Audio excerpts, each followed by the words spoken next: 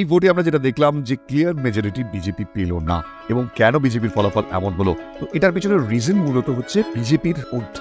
পশ্চিমবঙ্গের প্রথমত মুসলমানরা তারা একত্রিত হয়ে ভোটটা যেখানে ভাগ হয়ে যাবে ভাবা হয়েছিল, সেটা মমতা ব্যানার্জির পক্ষেই গিয়েছে। বাম এবং কংগ্রেস তাদের ভোটটা কিন্তু ভাগ হয়। তৃণমূলের এত দুর্নীতি এত কিছু সত্ত্বেও তারা ওই লক্ষ্মীর ভাণ্ডার বা স্বাস্থ্যসাথী এগুলোতেই ভোট দিলেন। একটা কথা ঠিক যে স্বাস্থ্যসাথী বা লক্ষ্মীর ভাণ্ডারের মতন প্রকল্প মানুষের হাতে টাকা এনে দিয়েছে। এবার আপনি ডোল পলিটিক্স নিয়ে বলতে পারেন যে ডোল দিয়ে তাহলে মানুষের ভোট কিনে নেওয়া হচ্ছে। গ্রামের প্রান্তিক মানুষ তারা এটাই চাইছেন, তাদের কাছে দুর্নীতি ফ্যাক্টর নয়। মমতা বন্দ্যোপাধ্যায় যে ট্রাম্প কার্ডটা সবসময় খেলেন সেটা হচ্ছে ওই মামাটি মানুষ।